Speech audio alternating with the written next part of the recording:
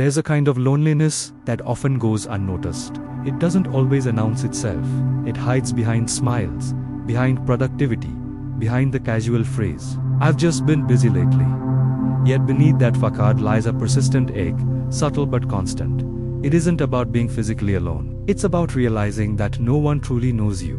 That if you vanish tomorrow, few would notice until days later. That if something extraordinary or devastating happened, there would be no one to confide in. It's a silence that grows gradually, quiet, unassuming, but relentless. Over time, it reshapes the way you think, the way you feel, the way you move through life. Many assume that people without friends are distant, cold, or indifferent. Rarely is that true. Often, it's quite the opposite. They care deeply, they observe meticulously. Every micro-expression, every subtle shift in tone, every half-hearted smile does not escape their notice. And after a while, they retreat not because they dislike connection, but because it starts to feel unsafe. Psychologically, prolonged isolation triggers the brain to perceive solitude as a threat. It activates areas associated with physical pain, which is why loneliness hurts, not just emotionally, but physically. Heart rate fluctuates, sleep becomes shallow, and the mind scans for danger where there is none. Human beings evolve in tribes. Solitude was once survival threatening. Even today, surrounded by thousands online, one can still feel utterly unseen. Because attention is not connection, and validation is not intimacy. There is a profound difference between being noticed and being truly understood, and those who live without friends understand this better than anyone. Most didn't choose this path suddenly. It emerges gradually through countless small disappointments. You share something personal, and someone laughs. You trust someone with a secret, and it is used against you. You open up and are misunderstood. Eventually, your mind concludes, it's safer not to try. You stop reaching out, initiating. You tell yourself, solitude is your preference. Initially, it can feel peaceful, control, space. Solitude can heal, but over years, forced isolation shifts from healing to haunting. Humans are wired for connection. Even the most independent soul craves to be seen, mirrored, felt by another. Without it, internal dialogue grows louder than the world around you. Thoughts replay old memories, friendships, betrayals, wondering where it all went wrong. Sometimes blame lands on yourself, sometimes on the world often on neither. It is the intricate dance between human psychology and human pain. Psychology defines this as learned social helplessness, repeated attempts at connection failing, teaching the brain to stop trying. Even when new opportunities arise, kind, open, genuine people guards remain. You may convince yourself you prefer solitude, yet secretly yearn for that one person who understands without explanation, who accepts your silence. The more you desire it, the more unreachable it seems, because loneliness whispers doubts. You're too much, not interesting enough.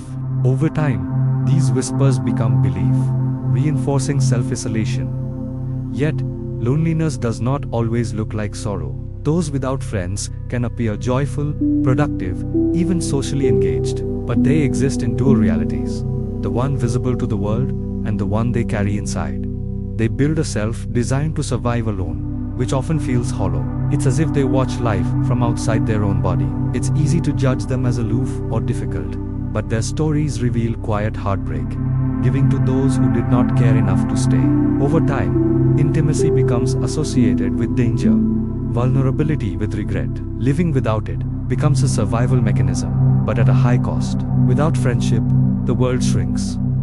Emotions echo inward, unchallenged. Long-term isolation can dull empathy, not from disinterest, but from disuse. Empathy, like a muscle, weakens without practice. Yet, paradoxically, those who experience it often crave meaningful connection more than anyone else. They think deeply, analyze interactions, treasure subtle moments of genuine presence. Isolation shapes behavior, hyper-awareness of social cues, over-analysis of messages, assuming disinterest where none exists. Past rejection teaches the brain to anticipate harm everywhere, even where there is none. This creates a self-fulfilling cycle. Caution signals distance, others withdraw, reinforcing the loneliness. Time itself feels distorted. Unshared moments stretch, Weekdays blur, holidays feel irrelevant. Loneliness alters perception, slowing the present, amplifying thought. But solitude holds potential. When chosen consciously, it heals. Forced solitude hardens. Many without friends oscillate between the two, mistaking protective isolation for preference. They claim, "I'm not a people person," or "I like being alone." But deep down they long for the laughter of someone who truly understands. Friendship is more than conversation. It's a mirror reflecting parts of ourselves we cannot see alone. Without it, self-perception can fade into unreality. Yet, this quiet life fosters extraordinary empathy. People without friends often notice what others miss. They check in, offer attention, recognize subtle emotions. Loneliness cultivates insight, perception, and understanding if only someone were willing to look closely. Sometimes, the path to connection begins internally. Grieving old versions of yourself who accepted crumbs, silenced their needs, and tolerated invisibility. Healing these versions allows attraction from wholeness, not hunger. Freedom arises when one stops chasing others and reconnects with self. Being alone does not imply brokenness, it indicates a period of alignment. People without friends often learn the value of energy, presence, and boundaries. They develop self-awareness, rare in the social world.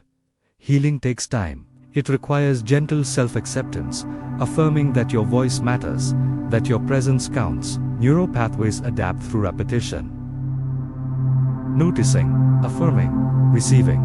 Connection, then, is no longer a race, is cultivated patiently. Lack of friends does not diminish humanity, it creates a quieter, reflective story. History is full of creators who spent long stretches alone, emerging wiser and more grounded because they first learned to love themselves. To those who have none now, you are not broken. You are evolving. One day, someone will recognize the depths you carry. Solitude was preparation, not punishment. Your quiet nights, unseen ache, and invisible labor shaped the person capable of true presence. Friendship is not about volume or performance. It is recognition, alignment, and honesty. When two people meet after long isolation, they recognize each other silently. I thought I was the only one. That is the most authentic friendship, not from constant talk, but from mutual understanding and gentle acknowledgement. Connection does not require perfection, it requires presence. The people who live without friends often become their own best observers, developing awareness and emotional intelligence others rarely reach. Depth, born from solitude, attracts the right people who meet them with presence rather than fear. Healing requires patience and self-kindness, learning to nurture yourself before expecting others to do so. Neural pathways strengthen through repeated affirmation, opening space for meaningful connection when it arrives. Loneliness is not permanent. It is a season, a psychological winter, yielding warmth when met with self-compassion. Those without friends are not broken, they are quietly becoming. Their stories, though subdued, are powerful. They cultivate resilience, creativity, and insight, preparing them for friendships grounded in honesty, presence, and mutual understanding. Eventually, they will meet someone who shares that quiet space, and the silence transforms into connection. Until then, walk gently, speak kindly. Even in solitude, you are seen. You are worthy. You are part of humanity's invisible thread. And when you meet someone else who once had no friends, recognition will bloom silently, deeply. The solitary worlds will bridge, proving loneliness is not an ending, it is the threshold to meaningful connection.